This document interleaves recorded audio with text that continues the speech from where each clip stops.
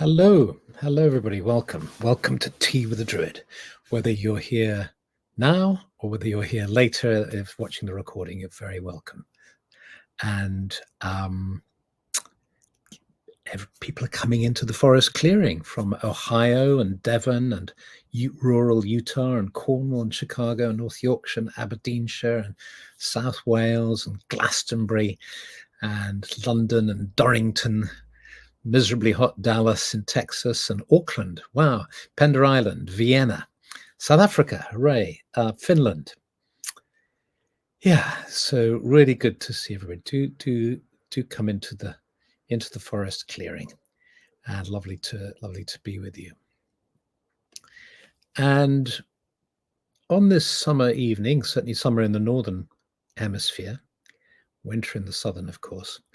On this summer evening, let's just gather together. I shouldn't just keep saying summer because it might be winter for you, but this evening, then it might even be the morning. So I'm going to stop saying that. Let's just get settled. And as you get settled, making that shift to whatever you have been doing to being here in this circle with over 150 of us currently, just tune into how you're feeling. Just check in. Where does your sort of consciousness settle? Does it go to your tummy? Does it automatically drift to the back of your head or the middle of your head? Does it drift to your heart? Where do you naturally, or do you go all over the body? I don't know. Be interesting to find out. And then having sort of located yourself in space, locate yourself in a sort of feeling tone. How, if you had one word to describe how you're feeling at the moment, and recognizing that it could change in minutes, but just this precise moment, how are you feeling? And then just do type it in. Heart, and behind my nose, like a building sneeze. That's great. Heart and head. Feeling torn. Tension in shoulders, bereavement, ex-mother-in-law, I'm sorry, Gina, settled, surprisingly mellow, weary, grief-stricken, apprehensive, peaceful and quiet, solar plexus and feeling peaceful, full body, crossroad, heart and tired, busy mind, tingly feet, unsettled stomach, achy back, heart and satisfied, shoulders calm, restless and looking for direction, heart full of anticipation, moving from place to place, smiley, relaxed and peaceful, worn out, grateful and inspired, heart, feel wonderful, headachy, heart contemplative, uncertain, forehead, sore from a long weekend, bit stressed, feeling relaxed, calm, physically strong. Good, thank you. Anxious, dental appointment tomorrow. I know, do you know, one of our daughters loves going to the dentist. I can't understand it. She really likes having a dental appointment. She must be the only person on the planet who likes it. Tea and ink wet. I'm not sure how that feels, but yeah, maybe ink wet from you've been writing a lot. Tired, heart, relaxed and satisfied, grateful, grounded, anxious but grateful. Thank you. Well, I'm feeling my awareness tends in these things. It tends to go to my tummy because usually I've just had a meal and I come up here to do this thing, and so I sort of naturally my Ariel loves the dentist too. That makes two people in the world like the dentist. So does Alice. This is a thing. There are three now. I know three people who like the dentist. Oh gosh, Howlin Willie, traumatized following New South Wales police brutality and assault. I'm sorry to hear that. Grateful to be alive and breathing. Yes. Elizabeth Cruz. Right. Okay. There are lots of. I'm also a big fan of the dentists. I work in a dental office. Okay, 4 people in the world like dentists. Okay. So now, I'll tell you what, how I'm feeling. So centered in the stomach, but luckily able enough consciousness above the tummy to be able to speak. this morning, doing the morning routine of sitting in bed, cup of coffee, iPad, checking the news, all sorts of difficult news, sadly, as every day it seems, and also some illuminating and exciting things and positive things. And I read an article by Sam Neill, who's the Kiwi actor from New Zealand who played Merlin in that wonderful series, and he said a very interesting story where he was diagnosed with a form of blood cancer. He thought he was going to die, so he quickly wrote an autobiography, and he's been cured, and he's got a new lease of life, and he's diving into making more films and so on. So he's been through the mill, but he starts off by saying something in the article which absolutely struck a note with me. He said, "As an idle man, I seem to work a lot," and I just burst out with laughter because that's how I feel. As an idle man, I seem to work a lot. Does it strike a chord with you if you just check in with that? As an idle person, I seem to work a lot. It might not. It might not. I mean, it just may not. And there's no reason why it should. But I thought it was a very interesting sort of play of, in a way, our subpersonalities. I'm working on a course in psychosynthesis that I'm going to be teaching from February next year with the Aleph Trust. And so I've been diving into psychosynthesis for this last year, and looking at all its theory and refreshing my understanding of it, having worked in it for 40 years. But it's sometimes you dive in, sometimes you step back, or and so I've been really diving in. And there's a whole area of work in psychosynthesis around subpersonalities. Fascinating stuff. Internal family systems is all the rage at the moment. It's a big thing, IFS, so you may know it from there. But this idea that there are different parts of yourself. As an idle person, I prefer visiting the dentist over work. Okay, David, well, yes, because you're sort of sitting back and letting somebody just do all the work. Okay, there are 5 of you. Okay. So this I think this is just speaking to a part of me. There's a part of me who's lazy and a sort of dormouse. The part of me that when Stephanie says, "Oh, we've got to go out tonight, or we're going out to dinner, we're going out to see this, or we've arranged to do that," and the part of me that says, "Oh no, let's just stay in, let's not," and then of course I go out and have fun and enjoy meeting people and so on. But there is a lazy part of me, and I also know I work quite hard, and there's a kind of hard-working part. And Price says, "I feel like I work much more on my days off." I love the saying, "If you want something done, ask a busy person." Yeah, that's very true, I think. Although I only like okay, I won't read too many comments, otherwise I'll get distracted. So that's what I wanted to look at this. And of course, ideally, you need to fulfill both sides of you. And I think what I've developed over the years, and again, see if this kind of resonates with you, is I'll have periods of quite intense work. And when I say intense, it'll mean I'll just work on a book or some research for hours, days, weeks, sometimes. And then I'll then I know, my soul cries out and says, "That's enough." And I drop back, and then I kind of do not lie in the sun, or go to the seaside, or go swimming, or snooze, or whatever. Watch the telly. And so I kind of swing from one thing to another. And I suppose we all do that. And the difficulty comes when somehow our inner thermostat isn't working, and we don't know when we've worked too hard and need to just have some downtime. It's that somebody says, "Yeah, I'm looking forward to that elusive downtime when the kids have grown up." Yes, and when you've got small children and you're having to work, I mean, my gosh, sometimes the only downtime you can get is when they're asleep, essentially, and then you need to sleep as well. Gordon says, "I take time to do nothing." Yes, that's really good. It's almost like diarying in. There are all sorts of tricks of the trade: diarying in, downtime.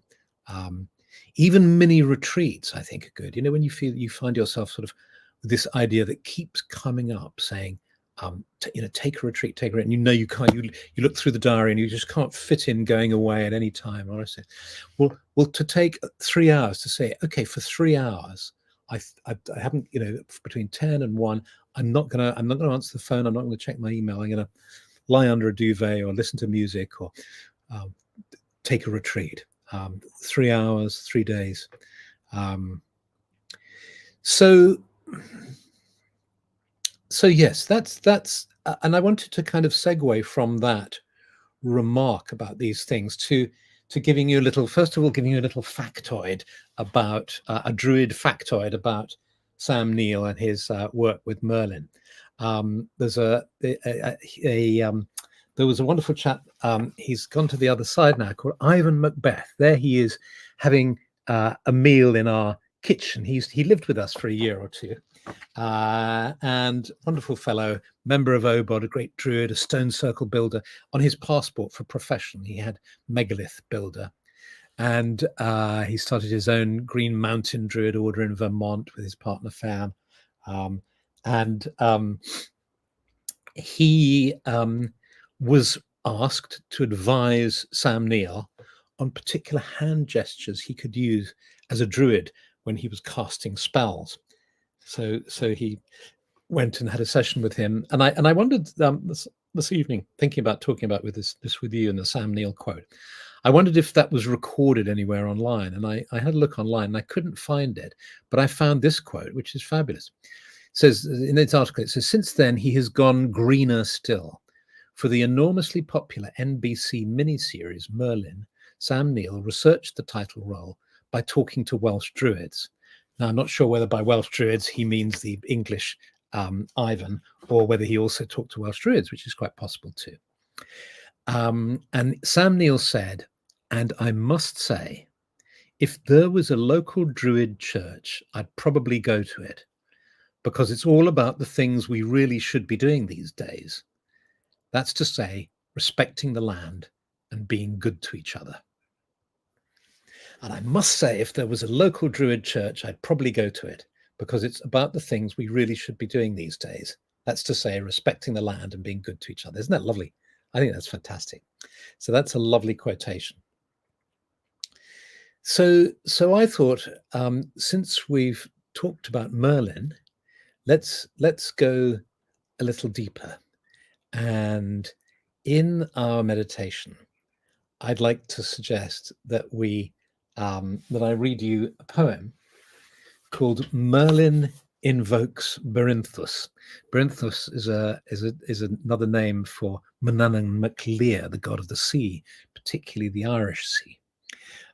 It's a fantastic poem, and it's best if I don't say anything more, but we just go into a meditation, and I'll say it a couple of times, and we'll just allow it to evoke whatever wants to arise without trying to grab it with our minds. I think that's a great sort of art when we're in meditation, because our minds are so active. If we get a glimpse of an image or sense a particular feeling, sense a color, anything, we immediately try to analyze it, judge it. Is that interesting? Is it relevant? Is it from some other level? Is it important? What does it say to me about, we tend to dive straight in there. But over time, you discover, I think, that the way is to precisely not go for that, and just to allow the experience, just to kind of be there in one's consciousness, and just to enjoy its presence and allow it to work its magic. So in that spirit, let's enter into meditation now. And you might like to close your eyes if you like, or lower your gaze, or you can carry on looking at the screen if you like. It's just easier when you close your eyes, because as soon as you close your eyes, the magic begins. You know you're still in your room facing a screen, but you're not entirely certain, because you can't see the walls around you. You can sense perhaps the floor beneath you. Your feet may be on touching the floor. And you remember there was a ceiling above you, but that's all you really know. And now, feeling fully present here and now, you might like to imagine that the walls around you, the floor beneath you, and the ceiling above you are gently fading away as you find yourself coming into a forest clearing, moving towards a spot in a circle that's gradually forming of a whole group of people who are gathering in this forest. It's a big clearing. There's a little fire burning in the center. The trees are tall and majestic. There's a wonderful atmosphere here of calm and anticipation. The smell of wood smoke, the sound of birds in the trees, the crackle of the fire. And you notice some friends in the circle, new faces, old faces. And feeling comfortable, settling comfortably on a log or a stone or on the dry ground, you allow your inner eyes to close and just to tune in to being seated on the earth.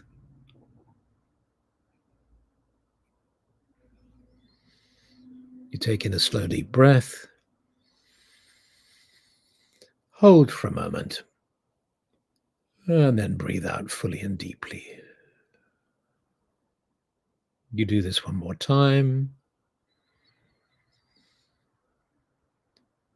And as you breathe in, you notice the smells of the wood and the forest and of the earth. And you breathe out fully and deeply. And you allow your sense of gravity full play here, allowing yourself to feel heavy on the ground, just letting the earth take your weight, and just feeling your way into the earth, sensing almost as if your hands or your legs can kind of go down into it and feel the soil and the rocks and the minerals, the crystals, all the different kinds of soil. You can feel some loamy soil, some clay, some sandy soil, the whole mixture, and then leaf mold, the sense of creatures moving around in the earth, the mycelial connections growing even as you tune into them, connecting the trees and the plants together. And then a little further from you, but only a few feet, you start to sense the roots of the trees. And you can sense how these roots are drawing moisture and energy up into them from this deep in the soil. And then you notice that your body is drawing up this energy from the soil, that it's flowing up through the soles of your feet, through your legs and thighs, flowing up your torso, all the way up through your energy field, through your body. And you sense the bodies of the trees around you and the energy fields of the trees around you now, around the whole group. All these companions are brothers and sisters, living beings on this planet with us.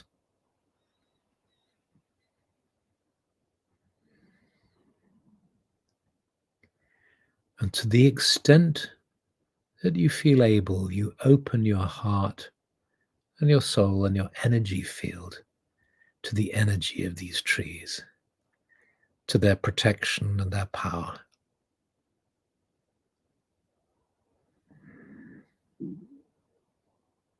To their life-giving, healing energy that you breathe in now as they exhale through your leaves their oxygen. You breathe it in and it's perfumed with their essences.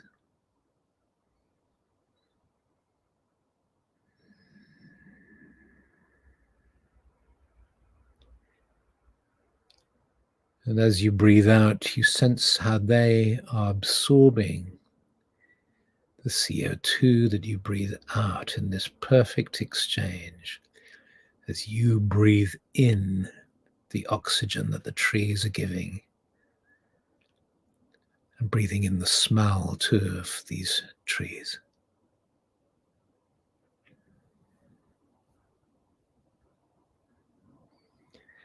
You become aware of the leaves and boughs above you and of the energy of the sky. And you breathe in now the energy of the sky, so that the energy of the sky meets the energy of the earth within the center of your being.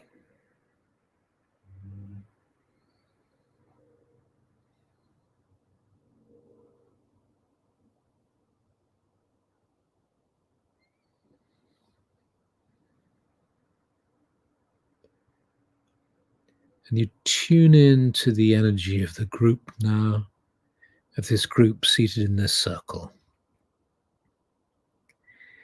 And in Druid ceremonies, there's this beautiful coming together of art and of nature. The ceremonies and gatherings, for the most part, take place out of doors, in circles, ideally in forest clearings and sacred groves. And they combine tuning into the powers of nature, the use of simple ceremony and ritual.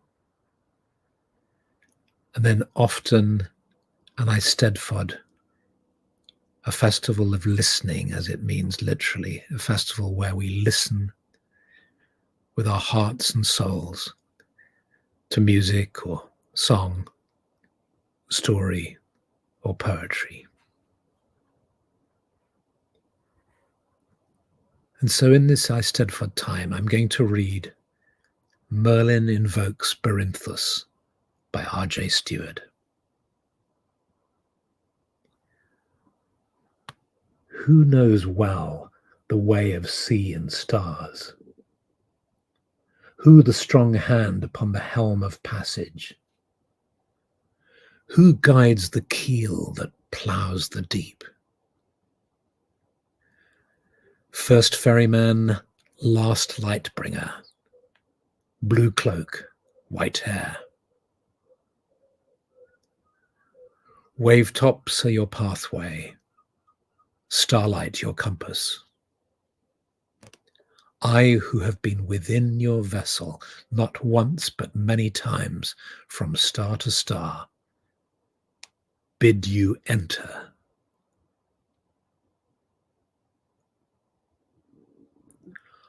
Oldest of the guiding gods, wisest of the deep lords, eternal sea ruler. Open is the western gate, where the assembled company of worlds awaits the passenger you bring.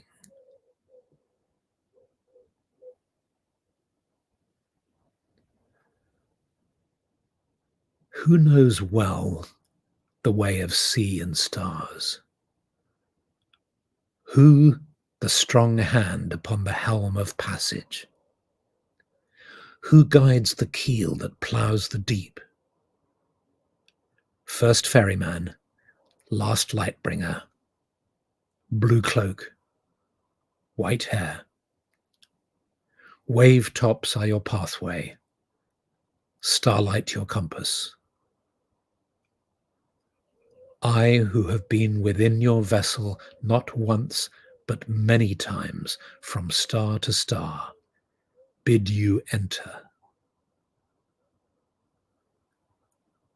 Oldest of the guiding gods, wisest of the deep lords, eternal sea ruler.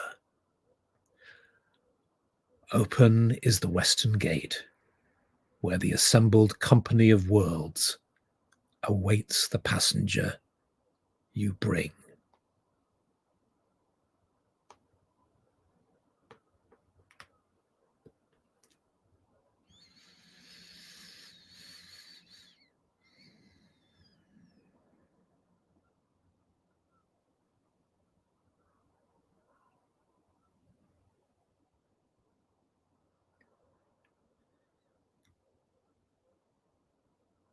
allowing those words to just resonate deep within.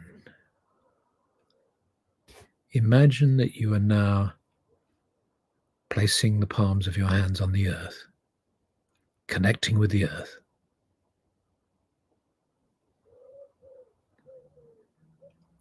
Then lifting those palms up with that grounded energy and moving them out to either side. So you take the palms to either side of you. And you feel how our whole circle now is grounded. That grounded energy of the sacred earth that we have connected to is encircling us now, connecting us.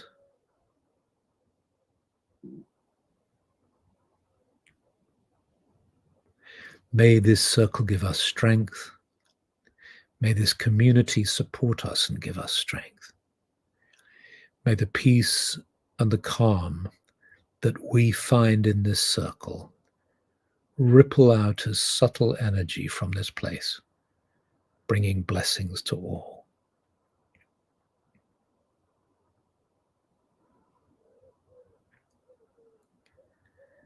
You squeeze the hands gently to either side, and then releasing those hands, you move your palms to your heart.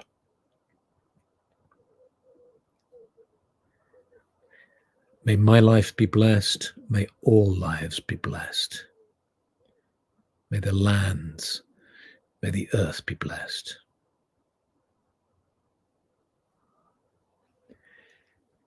And as you sense the warmth of your palms on your chest, your awareness of the body starts to grow stronger.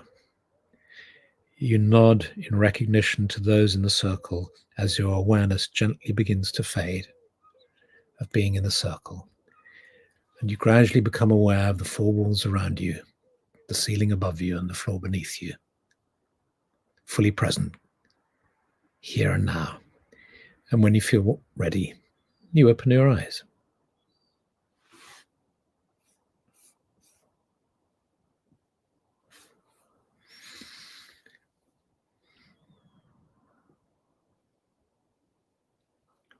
So thank you. Thank you for being you, for being present in this meditation. It's absolutely lovely. There are 250 of us in that circle. It's absolutely tremendous. And there will be more as people watch the recordings. So you have a very good week. I've got a lovely recording for you next week with Manda Scott, and then the week after with Galahad Clark. So we've got some lovely interviews coming up and in future Teas with the Druid. And meanwhile, I'm now going to go across to the Druid Hearth, where members of the order can meet in a smaller circle together, and we can spend time together having biscuits with Druids. Okay, see you later. God bless, and much love.